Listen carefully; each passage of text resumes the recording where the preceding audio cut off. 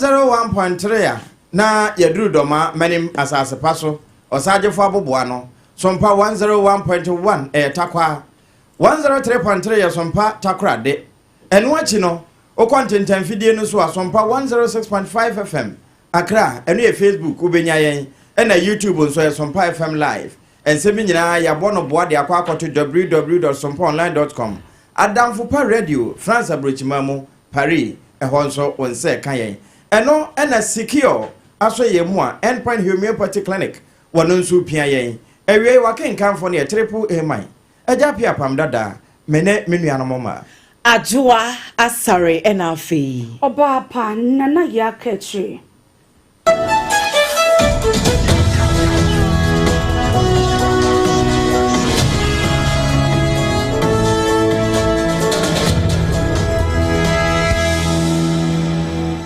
Abusia afe yanje brekase bono ne nkyiremu ankasa enie ene o mai court batan eko asetena na efa chief justice Nsemsem ahodo ya ene ebeye na kakra ne de wo motwe no sre ene abasa aban lawyer panyini ede nkrata bi ekodan court no ya no mo ehwe nim se justice court po aman ene justice Adibu Asiedu ya wo nyina e company fo ahodo bi a ete abedwaku a yate se wo meye hwehwemu emfamfa chief justice se ye ho ano wonkope baabi entina kakra ansa na wo mo aye hihye se bia maame no wobesa ba ana wo ma saa enkrata no a wo mo de koto court no anim no enne Supreme Court no wo mo abo atoagu na enne court ho no na nya asem kuma Chief Justice Gertrude Toko no woni ni kunu na ne nsa ehye na motuom na wokita ni mu na chese court wo mo ewura dan no mo hwese de na ehote no a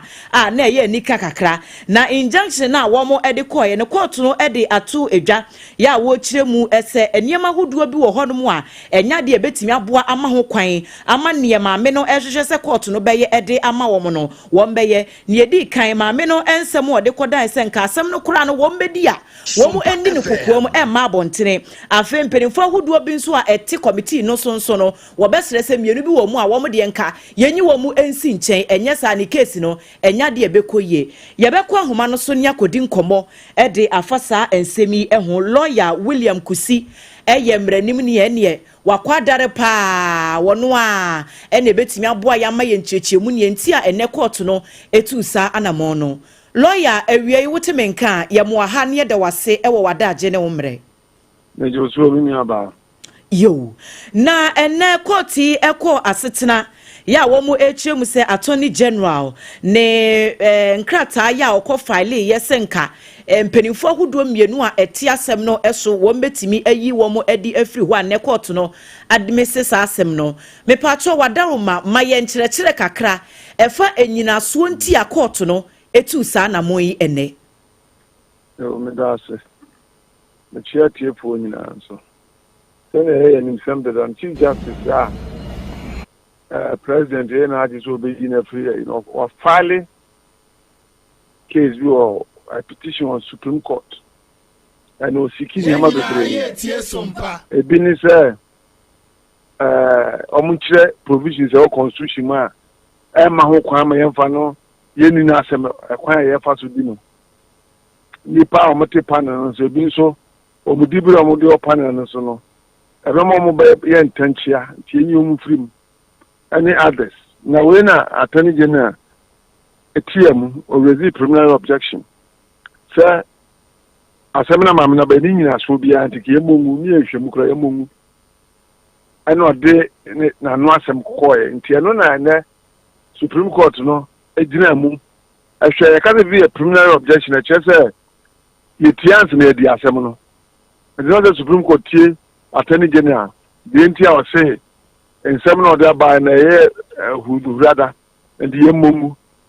anana ne akoso a court no say anya hudu rada na emom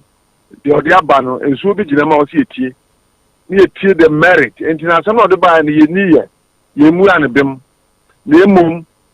attorney general tie otie mu se asem yemongu crans na yakoso no anana Supreme Court account asem say no woma odi omi defendant ye you know panel na president no omu disese ya momu be yi omu ano na nsem na ode ba no so emrama nkwa se court tie no now channel the court is obey tia channel and anything of boss application we go here no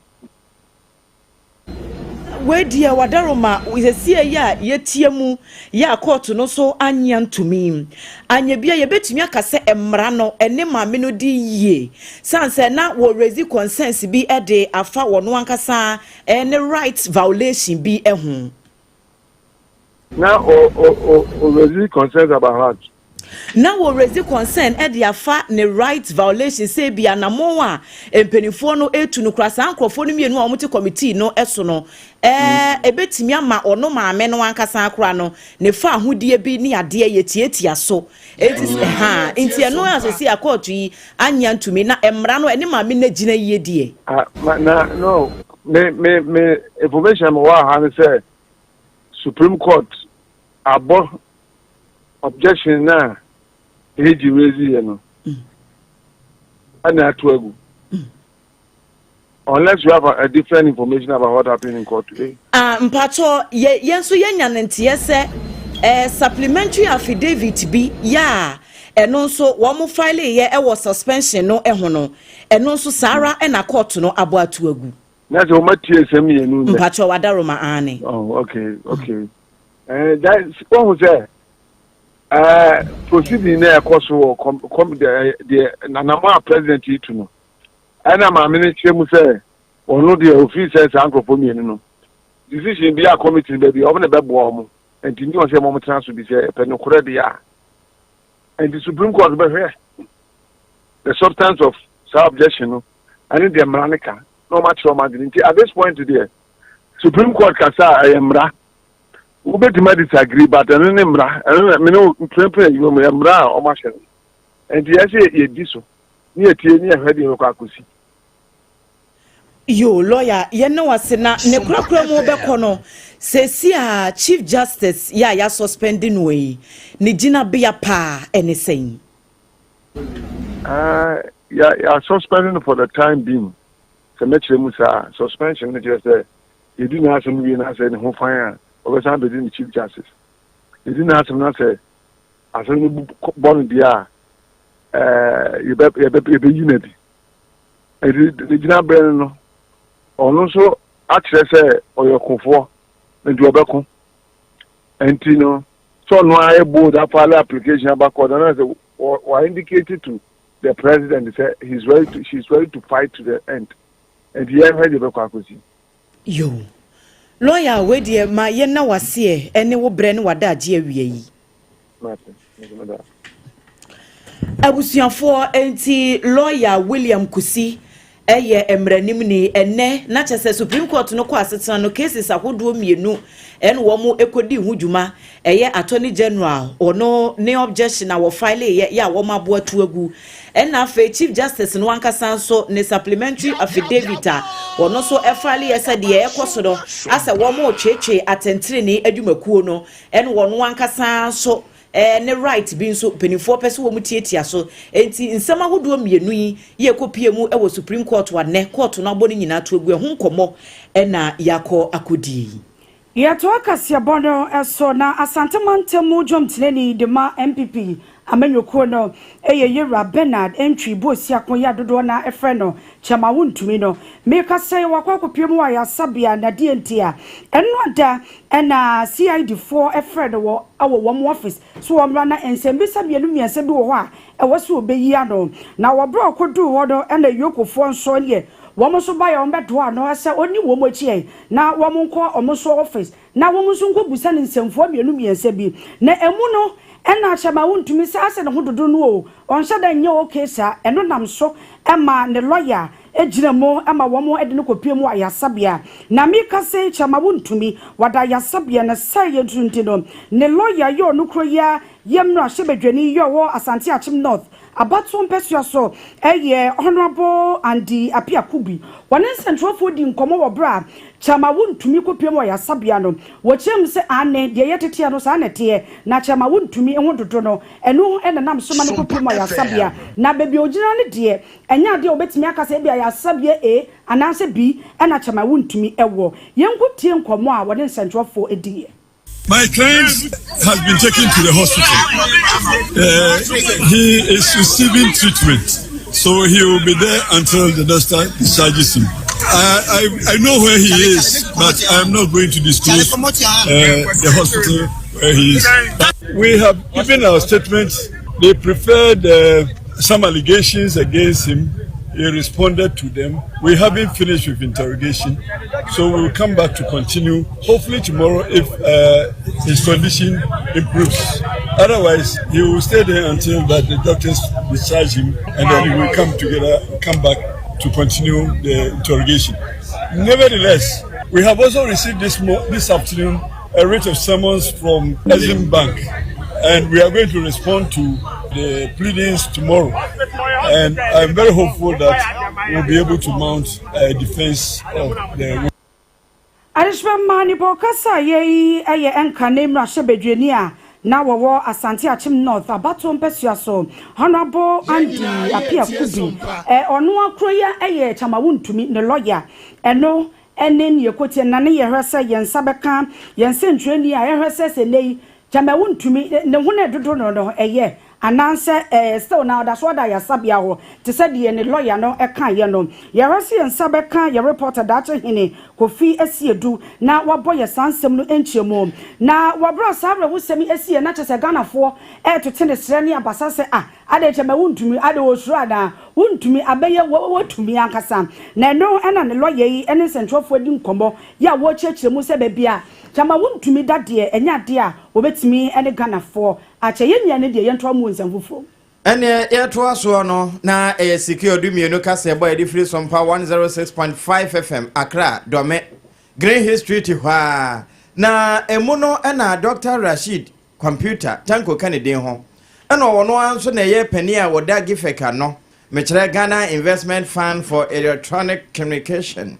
Na Peninsula Kasabi se yewura Bernard Ntwibosi akon chema wuntumi sade emra enya so ni penchi a 30 faithful sibinu masore agina na ebinu abodom pem kura se wo monna na obi adabie no asade sabio won makọ position be se mfinhie aduasa ne akiri ni nanso bosomi numu ani na wo mu aban mu sabere na akaka bensam ahodo bia na ekokoso Ghana fo ya na edu ba bia asenya atwem no ya ye dodo Enti nyai na emra no enye adwuma ena nye ne edikan ne ayokofo ato nsafre obi ana CID fo afre obi de na kọ wonu maboboa no na wache na hye dankuma mu se wo motototona no ne edikan ya asie ena asi wuntumi apenso yi enti won de eka na wode a kire se ebinum ho ane aye wo mote se boson kase bi aye so wo mo emfa ho ne ade a wo ye se ye papa na enye papa na ye sososo enti se ye pese ne matotoye ne nyina hu bibia mu fan de a ene wose emra no yema eye adwuma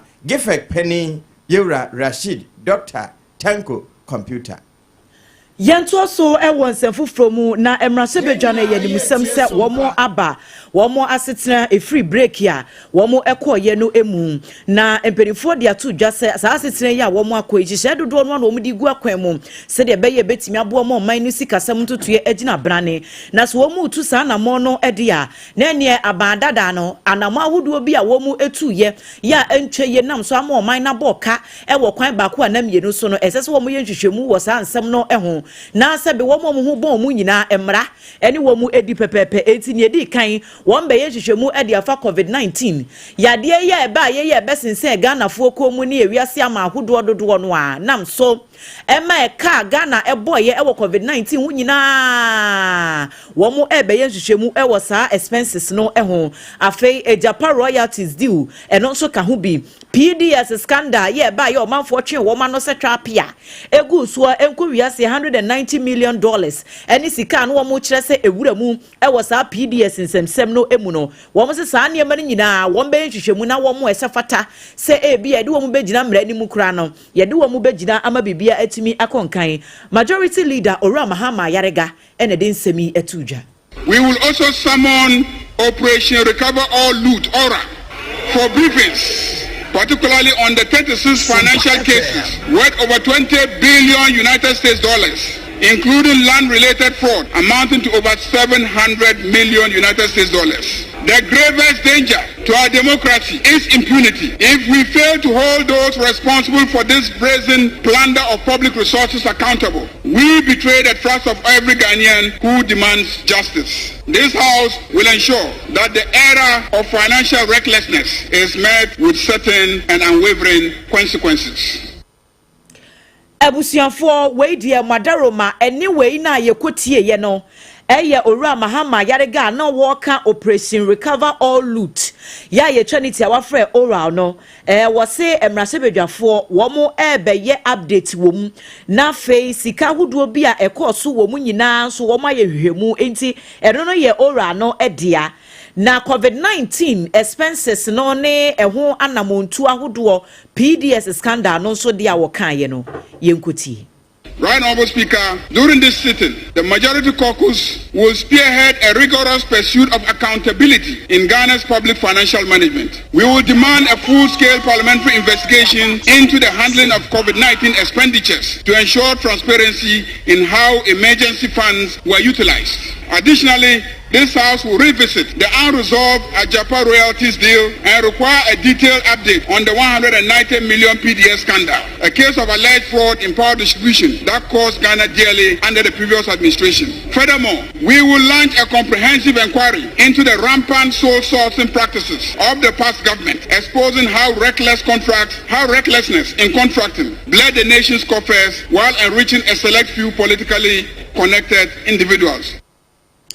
Enne da hono wasi we die enye revenge o mo bi nkotena baabi emekasa an na MPP fo wa bam wo mo de yeye enti yenso ya ba bam mu dia ye de beye wo mo wasi we enye revenge bia na emom wo mo hwese akontabuo ebeye adwuma nti wo ya bam ni pa ne ye de contract bi ma wo nam so ama adwuma no kra ebi akra no wanye enso waje hu sika di sankofo nyina wasi mu nyina yiye na ban wo mo ba ma mo.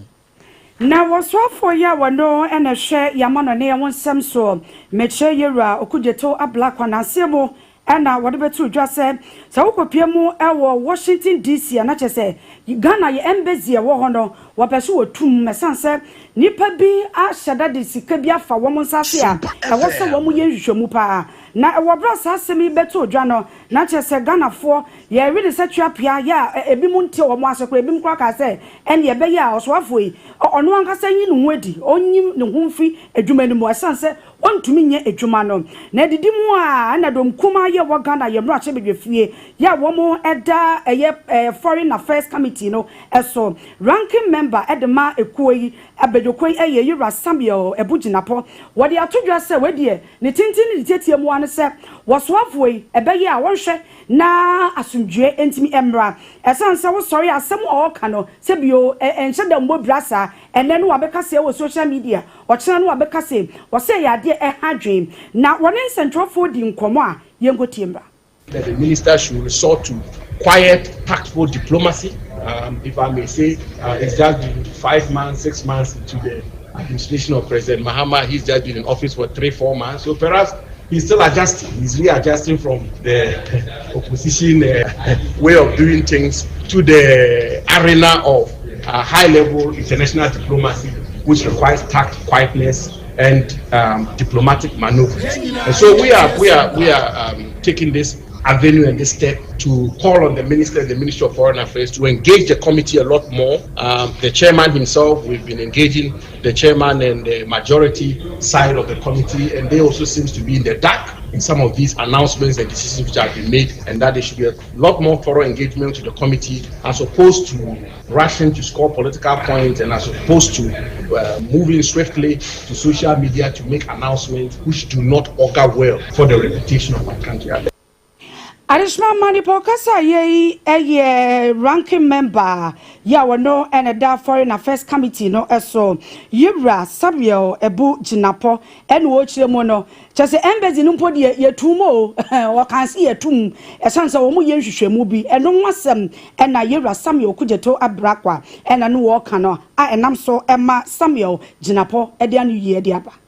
Sompa secure prometo breka se bono eni eguso a ye tomano na senenso se endpoint homeopathy clinic wo hwemrebo ehwesa anum entina hodo nyina ne awotwam wo hwemu no wokutaye mu bi na ye densem no etoawo e ba bi bia a wo a wote yenka na miwura Ghana mrase badwafie hɔ a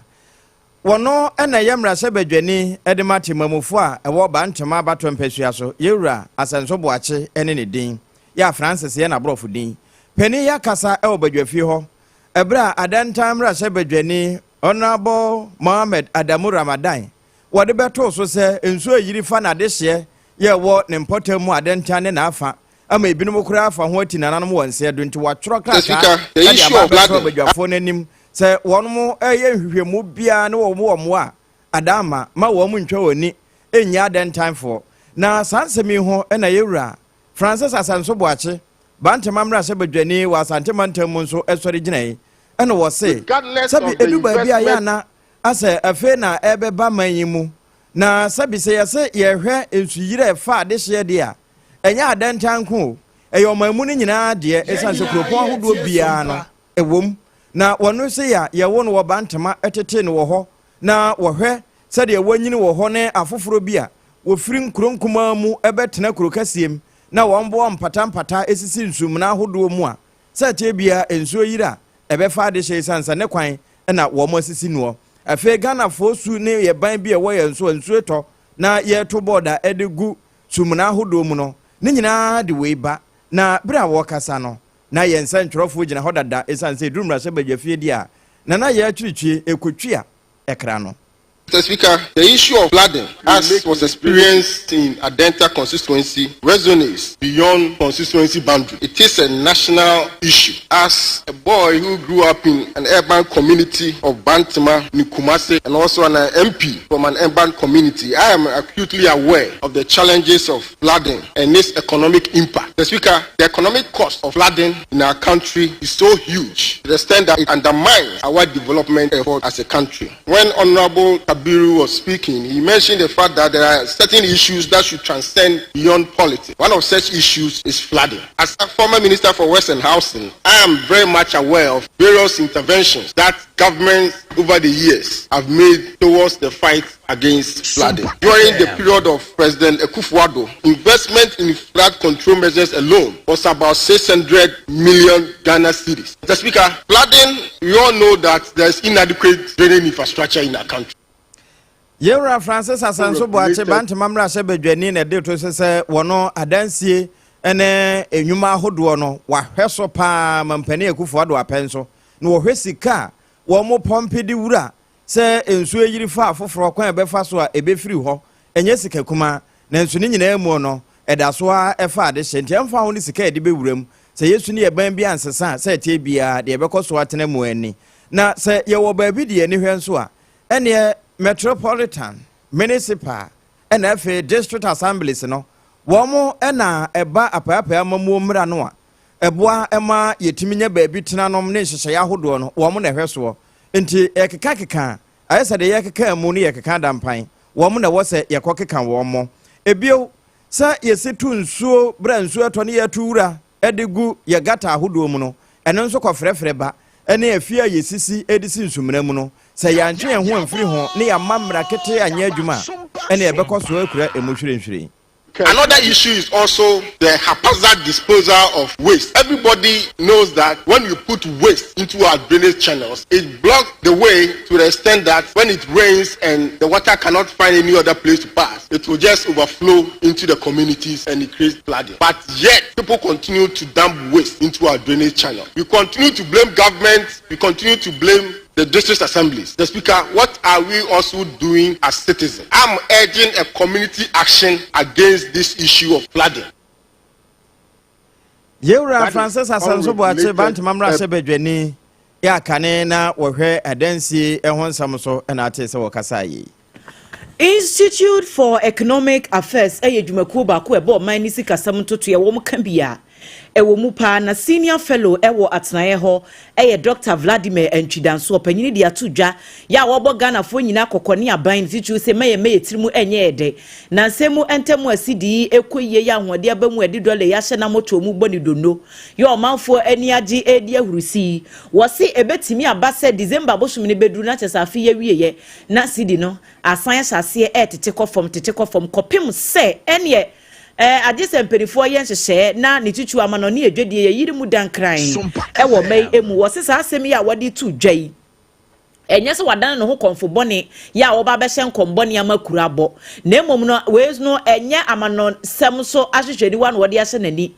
we no yipa wa ye analysis na hunu se yamfa hyehyɛ pa anwu akwa mu a December beduru no ne ye hunu bo hu sesesi ano ebia na ne ma akwa akoda ne nti won de adesrede no de beto aban animu se wo monye hyehyɛ ye betimi ama saa de we no atena ho no mo akyɛ ne nkoye se animanimu ya hyehyɛ ebia kekeda bi afei nso wasere omampari John Dramani Mahama se wo moaboa ne ma ano se de be ya Ghana yensan emfa ye ninkɔkye mu ewo International Monetary Fund IMF fo aso ye se ye kwa akɔgye bosia wasi pepi ya wo hɛ niema bi ti sa abato bra na amanyofo ɛhɔ ɛn wo mo beto sika kɛse agu wiemu ɛbɛbɔ ka enti nipa no enya position no a wo pese saa ka no a wabɔ nyina wote edi firi hɔ wo se saa de no so de enya de ɛbɛboa edu mra bi ase wo man yedi bro de yenya eni nyina ka ho bi ɛna etimi ma yekopie mu ɛwɔ IMF nti won de obɛsrɛ sa ban no mfa hyehyɛ pangu akwam se de be ya saa de wei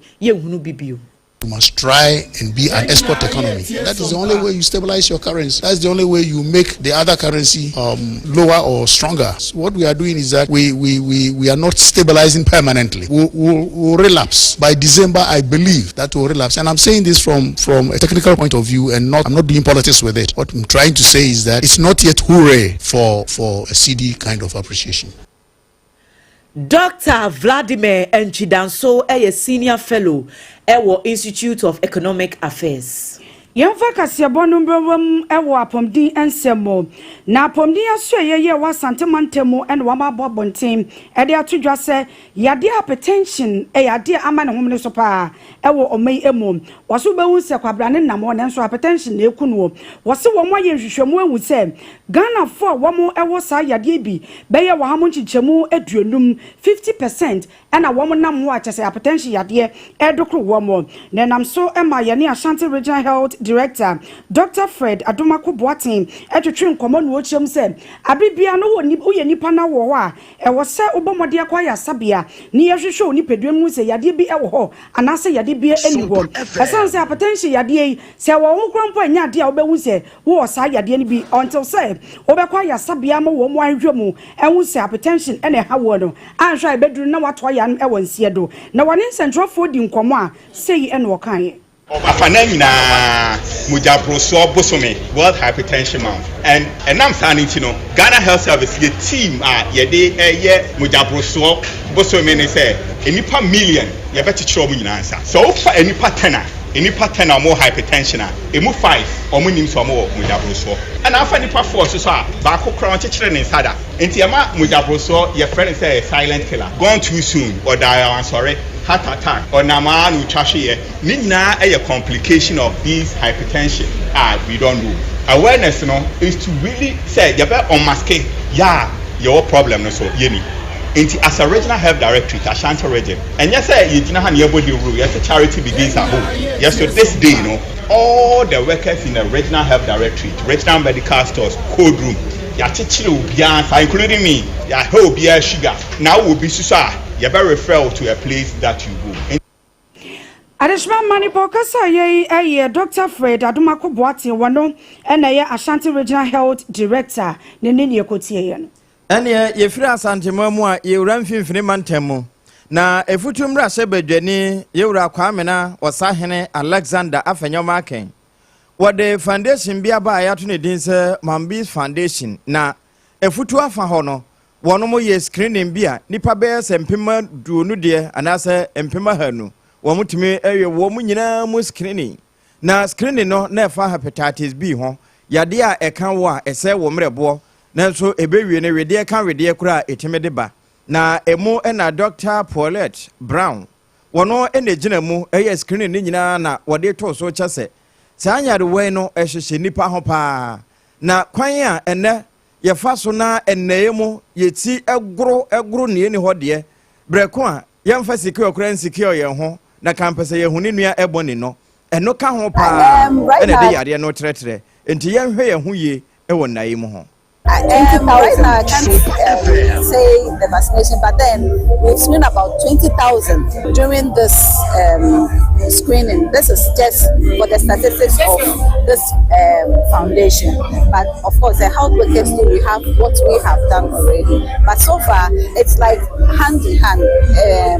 a support for the government, and so far so good. I think it's going on well. So it's me Kubia. Na say it's me Kumiya dia. Me never to me so. That's the first thing that I was aware of. That I just will say bet me Kubia and internet emani Dr. Paulette Brown. And I'll tell you na waka say ewo futu afa ho bre nipa be sempema du no ye de wo mo efam fidie mu test hwe say yare ne bi wo won ho won ho antem ya padura so ano ana afi ya wo mo mpane eni won ho so ya ma mo ahobambo na emuna project manager ye wono enetua afanya ma kenke foundation a friend say Mambis Foundation nano Israel wono so de beto so na wacha say ye urei wanyi sika kura no be say 2 million Ghana cedis o de ko statistika no mu a ne dodo say tie nie do so pa ene wode ahyem say de be na timamufo e wo ho e benya pomudempa obi enu ho a wode ne ho abo afore ama dem fight hepatitis B sene yem Petro Honorable Alex. He is the only person or the dedicated center aba Ghana or say obi bia o pese wo ho status obi bia o pese wo protect ho from yare no wa my office e wo wini baha enye futu for nkwa na benefit. We have people who comes all the way from Accra, Swedro, Apam, Nenet, and other environs. Omo nyina omo ba ho ebe have a free access to hepatitis B testing and vaccination. And the extra, as I say, abai no edi nani ebe call hepatitis B services. So esan say, many oka say there be a yakan say yare hepatitis B no, omo what them problem no, omo don so say HIV for cry. Now so there be no, there go no akrebi. No, a project manager at the Ma Afayoma Kenke Foundation, a friend is Mambis Foundation. Israel a double. Ebusua yentoa so manfo a ewo jamasi ahimbronum eno ewo asante mantemu womo ani abrese krodom womo se entontom wi womo wo mpotemu no enya asem kuma kura na ne enti ama ntontom ewe womo dodo no aye de yenimu dada womo so ba mpotemu ho a obi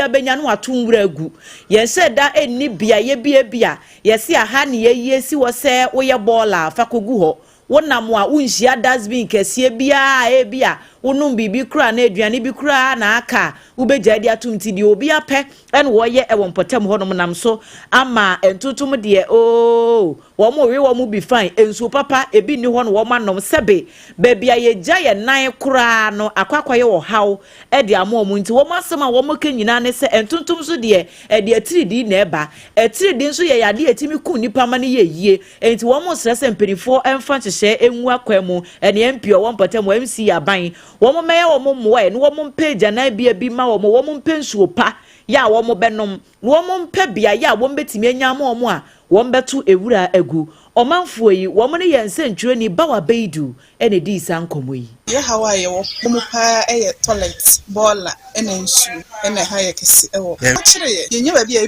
ɛbɛto boiler agu ɛna bia toilet nso bia de sɛ obi fie no akɔsere obi wɔ ha wɔn pɛsa ɛsɛ mpanimfoɔ sɛ ɔmo ntɔ ɔmo ani hwɛ na ɔmo mmoa yɛ ɛna fia pa ati wɔn pɛsɛ fi damas ha yɛ ya hawa yɛ wɔ ha yɛ ni toilet ni nsu ɛna yɛ ni baabi nso yɛ bɛdi boiler ugu boiler obi plot so ba no no yɛ how power and kesrem pin for some more ye be bi ngubo ugo bola no bi plot so arba no no no kutida bi asen to kwanta sa nye be bi ngubo bola ti fi anu atu amna kakra no ugo bola kesrem pin for some more no more bi e be tu ye bola e say ni toilet so anti ai ho che e wa ene ya yekoti esesie yi eye omanfo bi ye ti jamasi ahimbronum ewo asante mantem wo ne yense ntwere ni bawa beidu ene di sankomo yi na Achimota District Court womo ehwehwe Constable Samuel Apia ya ne service number eye 58577 ne nyane se wo jinkofo sika oje usika oso meboa amo etimenya posi adumanum nipa baye wahane eduokron son 197 and wetimi age wo musika ama meka sei ananwemu na Sylvester Kofi edesa amadeboyi ebebo mpenifu aposifo eche Constable Samuel appear say and woye waje nkofo sika ma ono nso ababeka no ya waje ni sika wo so waje ne de enye sika ketewa na do enam so ema police 40 wo hungu monten so ama wo mahwehwe no a meka say wode ne ho akanwura na bebia constable eye adwuma eye Tesano police unit ya no ewo Accra here yesi dwuma odi an no chese wo frau metimi aboa police de ele mefa no fala e de amaw na chese won so for skase bra for 2000 bra for 5000 bra metimi aboa ni manum ya na chese won so de aba na wo mo so mo keka skadi nyina aboa musika waje free sankofo nyina eho eye 1.6 million Ghana cedis ebusu enye ska ketwa ye no eye nipa 197 and wetimi age wo musika bro de beka se the fraud wa defraud wo mo ama chese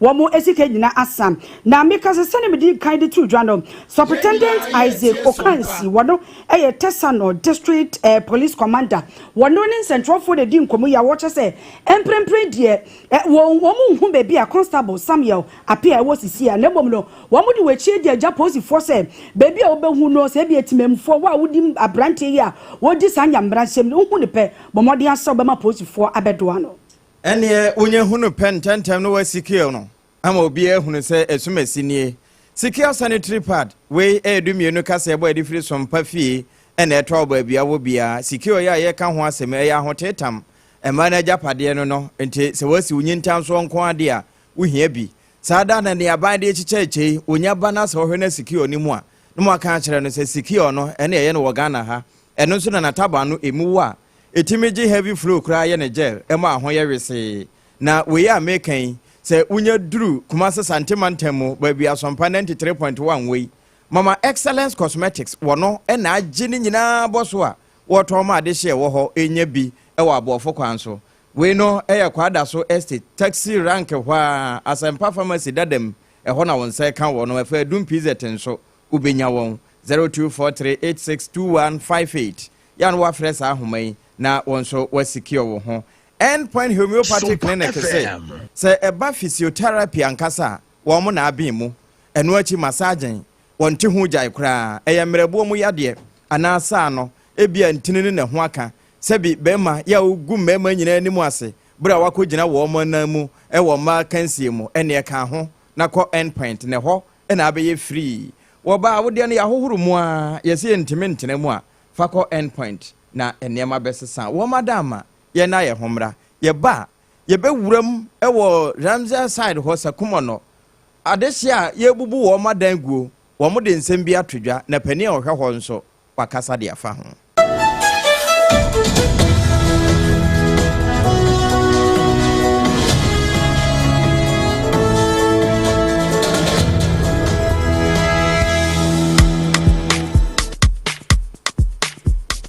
Kweku, minim sawa yeshe. Me kraman nane. Now so ebony show one embasso. Malihon sepeno. Ebony condoms comes in different flavors and available in all pharmacies, chemical shops, over-the-counter shops, and pubs. For bulk purchases, contact 055-230-0075. Ebony condoms, Ghana's most pleasurable condoms. Make it worth it. We got peppermint, strawberry, vanilla, chocolate. We got peppermint, strawberry, vanilla, chocolate. It only the view is a condom. The condom mulia then it's not on, but the double does got as a condom. Endpoint homeopathy clinic Ghana had the obi enim say ye prostate na baby omutibi ye screening ema hu ni ye etu ase a na eye endpoint homeopathy clinic anase eye kidney eye liver problem wo fa baby ena adjujo na de fa ne premature ejaculation no a be ma bi a wo ne wodofo akwakwahia ase wo di ne ho agro ase wo tonte ene ye bra endpoint homeopathy clinic na ye moa wo ema ne mema mo pa wo eye endpoint homeopathy clinic wo mo da mufua yare bia infections bi ne wo ho anase bia wo hwa wo fa baby na adjujo kidney problem prostate de eye endpoint homeopathy clinic ahenema kokobe kumase ba ko ho eben angel educational complex no ena akra hanso so de wo mo gina mu ankasa e was painted baby friend share signboard no huduro na ubusasa wo pe endpoint homeopathy clinic obia ebe kire for endpoint e wo 0244867068 and 0274234321 endpoint homeopathy clinic wo mo dem fua medo edra no pa wutimi to wo boase etwitwiwsi o ado na so ni se me de yas toothpaste and the brush and the twitwi mesima menya homka sentina ye bokoi na me de me all time favorite yas herbal toothpaste and the brush aboa me amasesei menum nso a enwunu anasa de ehia me senfimfem me biem na wo hwasa me se ayefita sesrecha homa na et brightens yas whitening toothpaste and the brush and me de hwimese entina wo se efei na yas total care gel toothpaste and the brush ne de ebo wo se ho ban demu ne nyina ema wonum ye sham oh yes enu kretrodo yas herbal yas whitening and yas total care gel toothpaste and the brush abusuan chamfa se wo pedudu tu e won kran ha for Leicester Ghana Limited and was 050-161-9588 Leicester Ghana Limited and the yas toothpaste mo ahodo and the brush abadwaso abeboy munde dinam se menya foreign call hello papa what do be ani o se me feel London ekọ US o na no kwade wo kunkura fra me boma mania na papa mo ho te sen awurade aduma haboko na ko jejesi ekọ basempene mo de woton adanse ho niam no nso wo hye ho de wo hye ho ekọ ba mesi wo bo aduma kura sre kane no a na woduru US won so manfo bo ndin sa na papa US hakura de na ko jejesi company limited agi ba bia wo mo Holland Germany France Italy London Canada eba adanse ho niam de a obia se na ko jejesi company limited na matese wo bie depo kasie bi e wo kasoa e ho na wo bia koto adanse ho niam na eye no kura papa no kura pa a police station in Chenhua akuo ba sempre mo no onye mereda hwe we kura no miensa mua ene obi en foforo yawo ba ko obu akwase paase kumase ene ba ko so pokura se nkran ha obi ase na kodwojasi eye bemaba e wo dansi mu waton cement iron rods banding wires and adua plywood and just said about dance ro te se bibia e de hye edansi ase de ko wie depo no nyina nso eye tufo bo wudu kuka mu a wo kodwa free Akra we Kaswa Depo, any pokrasi de Anokra Tonchaya, was our boo Akoteman, Tantra Hill, Iron City, a man from was a beer depo Kasianso our Koshiman, Kumasi Sapasi de Porokra Danchaya, a Biswa Magazine Road, head office no, were beer depo Kasianso, our Dientum, a Joshua Accra Road, from a opposite Aladi Celia, and Papa Meboshan. Tanoso, Breman, and a month from. Numbers of man for the fray 0244 313 752 and 0244 41 93 93. Nana Kujesi Company Limited. A Kuabas in Primono.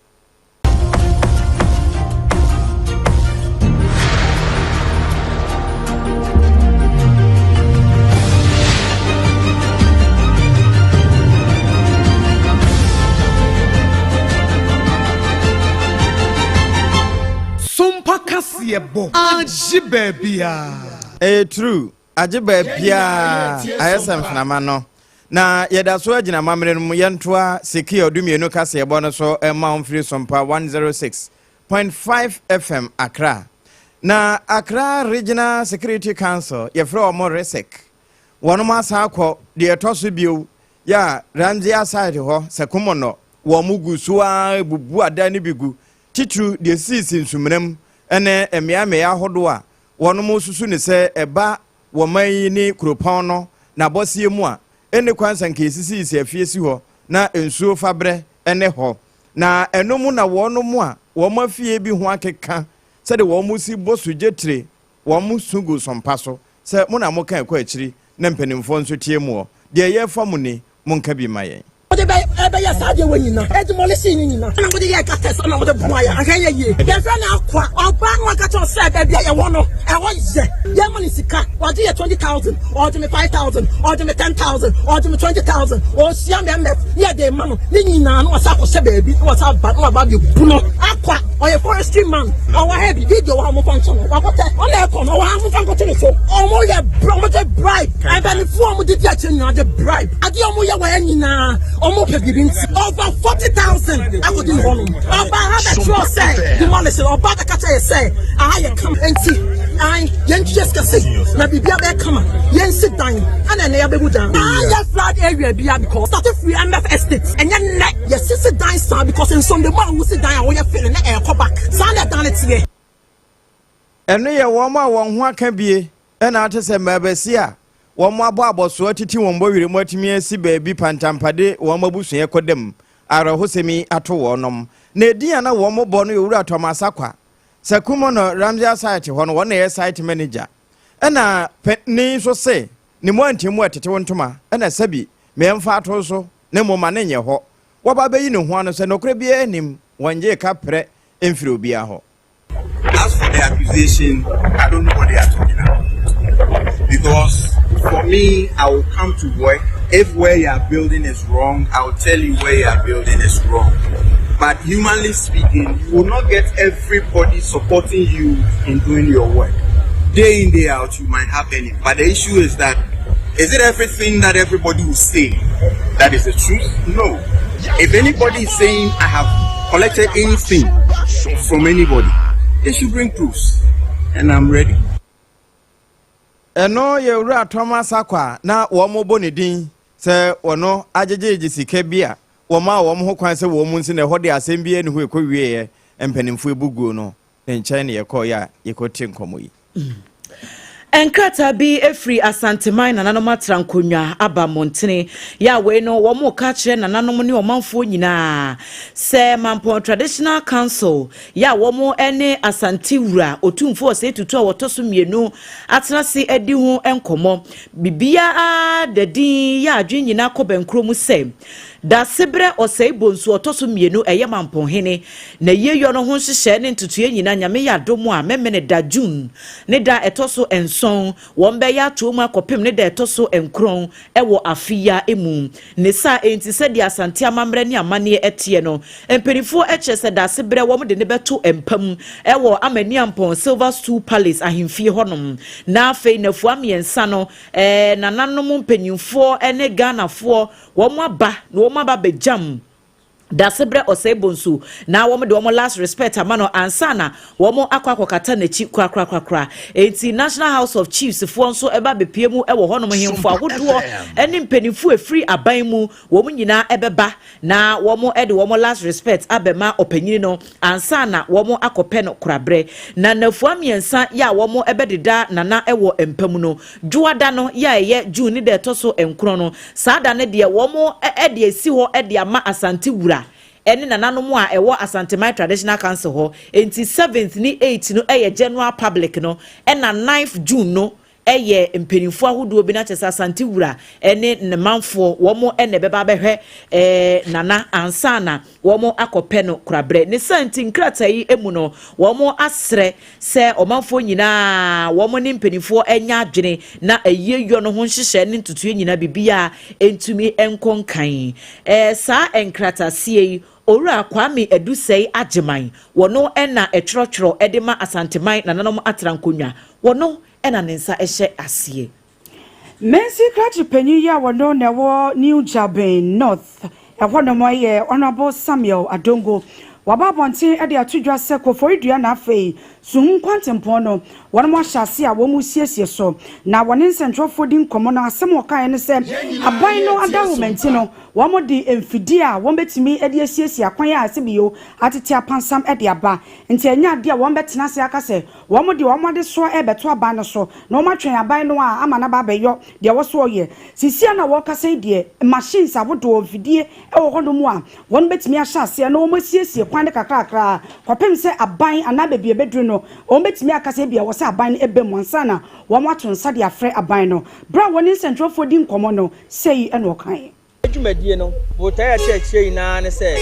ya kwan a ɛwɔ municipality no mu no ɛnyɛ na yɛ ntwɛn sɛ aban emra mɛyɛ kwan no yie ɛma yɛn nansa yankasa mpɛtɛm yɛ yɛtie aban ama yɛ akadeɛ ɛyɛ machines yɛ yɛhuni sɛ bibi saa ɛba animanim yɛ ano ne yɛn betima yɛ afam bi a yɛbetima ama nipa a yɛne ɔmo tie mpɛso yɛ so ɔmo ho bɛtɔ ɔmo no ɛwɔ sɛ etu so anamo nti so anamontuo ne bi na yɛtu ɛnɛ yɛnyɛ sɛ yɛtwa kwan to sa kɛkɛ na mmom no yɛtwa so ɛde anwea wohwɛ tipa trasa yɛ guso twe anwea bɛyɛ a ɛnyɛ adwuma ketewa yɛtwa so asan fele kwan compact ne yie a ɛnkɔba sɛ bi yɛtwa so kɛkɛ ne nsuo tɔ yɛ na ahohoro na asan abɛda ne potholes to ne sɛ ɛnyɛ kwan we nko ana adwumadi a yɛbɛdie nti yɛ ma ne nsi he ya yɛbɛtu so anamo ne yɛahwɛ sɛ yɛbɛfixe ɛyɛ akwan a ɛda de dampɛtepatem Area de smama ni pokasa ye mensi krachi penyi owo New Draben North.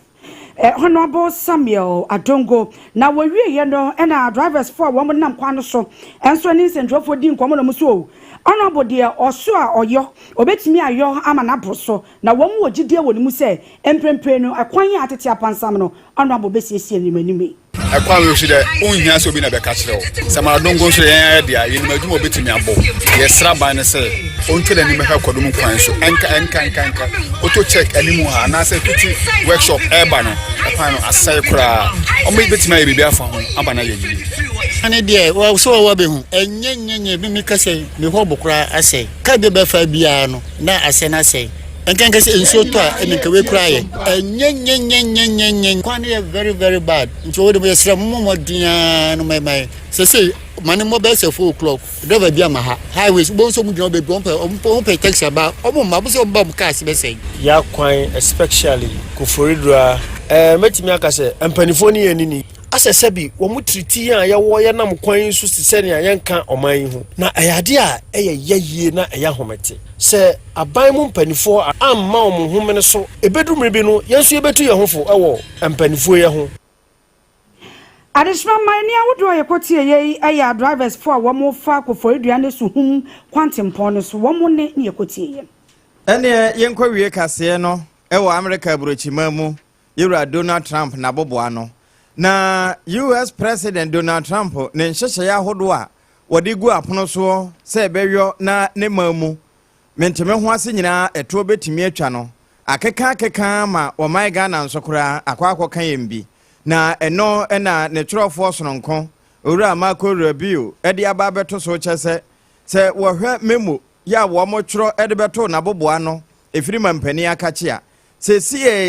ye ma visa amo akwa amanone no wonom se wo ma suspend chichiru e America burochima mu se de be na nhyehyɛ no ebetumi atodwa na nneɛma mu besesa ne nyinaa ye ebinum enam social media na wo mo de American lottery nom ne ahodoɔ etwe binum kwa se kura Ghana ya na musifo na wo Washington wonom akɔkeka ba bekan ama yatum ho a yehwe animu se wonom ebebie no ɛka ho bi ama mampani nso akeka no ho America mampani asɛm na mekan enam saya so ama asuafo a wo mokɔ akɔgye ntete ɛwɔ America burochima mu nyinaa nso ese wo mokɔ akɔdi nsensɛmɛ na ɛno na nkra ne kyese ɛnyɛ afi na ɛhyɛ ase bra mampani Trump baaye no ɛkama yɛ sɛ Harvard University ehosei wanfa ahoho kura hamu nchemu be se dununum de wotimi fa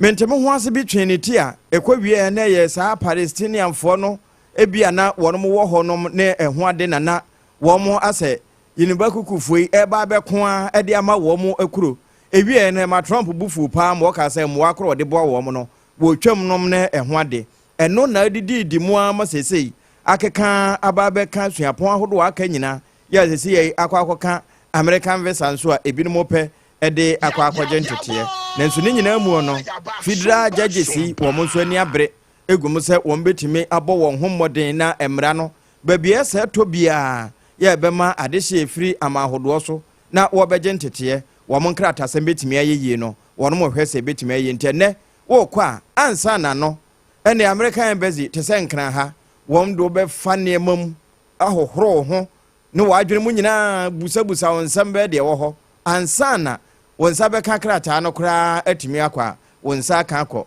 nti wɔkɔ a wɔbɛba na wɔbɛyɛ te sɛ deɛ ɔbaapa bɛyɛ sɛ me yɛbrɛbrɛ kodura mɛpɛ baabi afa ɛne na yɛretutu visa ɛno borɔfo ɛna bɛka ne saa ɛne yɛnkɔ na social media hɔ de aba yɛmfa bi ntoa wo Mo Facebook messages baako mienu teacher kujo edi free tepa nyina suso wo se ne ekoso wo mai emu no wono de won blame NDC fo na mum wo de so bori nyina ma MPP atitafo ya afi 2024 wo mankwa nkoto aba wo se enchia enkoma oro wusu bempa enhia eso constituency chairman hopeful eno so ede no no ohene na message bi ese fantastic news piao yeda se na nakua moa boaten ese wo de happy birthday Shonko Martha Reza Araba Hinson or your staff controller and accountant general department or say happy birthday, have a blissful day. One also dear what day no engineer Shama Eddie Freebie or say please JDM increase the national service personnel allowance small for them. Why? Not to say national service for no yempeja womo alawa ni mu kakra emfama womo blessed son SKM mayor. The only president who can lead Ghana to the promised land is His Excellency John Dramani Mahama. Was say long live Ghana, long live NDC. Ononso dia wode ebaye enono apam yemfast da Emma 21st clinic here. Siateka experts. Wonderful. Papa, woman eshase de aka nyina ye fake. Enti se woto ase ntini atwetwe wo. Wotena se a wo be sori ane no so adane wo hawa this will be eso mu. Me pacho 21st clinic e wo ho de mawa. Won be yi sa wo hawo nyina e di efri ho. Won wo mfidi ahodo ne niema ye de ebe boa wo. Ama wo nipadua no asisi ne ho so. Enti siateka ho hawo de ensura chire kura. Branches na shita e won krai kumase brekum go so obo asem ya ahodo bebre techi mankranza takwa bebia bi ubenya yen ewo ho 0540311311 0540311311 Let's Start Company Limited for any years toothpaste and in the brush aba wenu bete na wo seso aye fita kama wo sire full confidence enya fe na o kasakura wo mpese wo bebie wano sanse ne ebe free mu aba no wan hwa na apam o manfo e wo potem nyina wadaroma fa yazi twitwi se wate anopa ne enwumre wenu bete ada ho kama ene wo kasa full confidence bebie ye ton toothpaste ne brush bia ubenya bi ato 0501619588 0501619588 enye wo monko a yemfa sedani biam emma hajia special food ane makacho se aduane papa de ne fia anono enti se wo tie mi wie na kom do pa o pe aduane a obedi ase bi o nrane de eye hajia special food ye wo fufuo ni nkwan a wodu bia ya wo pe light to bia na nkane nkwan wo benya bi abenkwan be na wo pa wo pe se wo didi fufuo a o unya bi e wo hajia special food banku ne tilapia enkruma nkwan to zafi wache jollof fried rice and afi kukonte apeprensan ne de eye empenyufo aduane pa ai adane editor wo se aduane fufuo bi wo a ye fe no o kan edin bia but okwa wo benya se aduane nyina e wo hajia special food empenyufo ele di se aduane no me don for ye delivery baby awo bia o freye ne a ye be package aduane no kama e de ama ewie ye ko di enye aduane ketoa enti bomodi ansa wo empenyufo be kasa e wo 0246 359921 and 0535484392 na woni empenufo eni enkomosanso ena yemfa sedani biom emma nana kojo Jesse Company Limited edansie mu niam papa ayimfie no bomodian se wo kwato plot na wo paniema wo de besi dan amanetimi akoso wano ede ama wo ende eye nana kojo Jesse Company Limited ye wo nails poly wood and afi building wires cement iron rods roofing just would be ye this senior edan de eye nana kojo Jesse Company Limited but one day so woni ben for bedin ko ye won knan and afi kumase 0204355040 apam ewie eye secure dumienu kase yebo ene edufiri sompa fie esommo ewo akirichiri na abenche secure no sanitary pad eboa ema wonu me bu onsa yenhu se de kane na nkokọ afikyire a wobo won hopo ano enenti bomoden se wonsa beka bie won na so yemu awie na endpoint homeopathy clinic say ebrebo mu hawo awotwa no mu hawo na se dwonso twa mu na hawo no wo mo ene betimi am waye free shall signboard won kran spenters akwa no so eho okwa wonsa beka ho na afi kuma se ahene makokoben wo ho ebo adwuma na ensam a yede sommo awie de di mu akotene bi ene se Dr. Rashid Computer Tanko ese yemma mra no enye adwuma emfa ho ne chi a wa mwache chema wuntumi Saron yede ebremo se omei court batan etla nsem ahodo mienu so efa Chief Justice ne nsem ne ho amienu nyina wo maboatu agu na chema wuntumi ye ka se wayare a wada ya sabia no nam so ma ne lawyer ene central for edinkomo Mrashebedwafo ede atudwa se wom beye nhwehwemu ede afa COVID-19 fans Japa deal any PDS ho na sempe no wenua efa sompa 93.1 kumasa santimantemu sada na 98.9 eno eyesunwane 90.7 yankransa 106.1 etechimai bunu Easter hinkro 101.3 edoma hinkro sompa na eyetakwa 101.1 takura de sompa no 103.3 eho ena asofo Samuel Esel wotie endi free ene na woda wono ene asofo pani a woda Adentam district Pentecost asafo no woda no na na woda no ena eda Yeremiah Samson se womana woda die pa nyame nkoso enhira no na enka na sefo nyina na enka asafo no mumba ene wono wa chirichiri ene abencheye akenkanfo a wote yenka wie triple A mine Ajapia Pamdada, mene the honorable ladies. Ajua Asare Enafi. Oba pa nana yake chi.